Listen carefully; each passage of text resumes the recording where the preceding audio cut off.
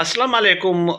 खारजा उमूर पर गहरी नज़र रखने वाले मुशाहिद हुसैन सैयद साहब ने एक खबर दी है, तज्जिया भी किया है, और उनका ये कहना है कि इमरान खान साहब की सियासत को ये लोग ख़त्म करने में मुकम्मल तौर पे नाकाम रहे हैं। और इसके अलावा उनका कहना है कि 5 नवंबर को अमेरिका से एक कॉल आएगी और ये सब के सब लाइन हाजिर हो जाएंगे।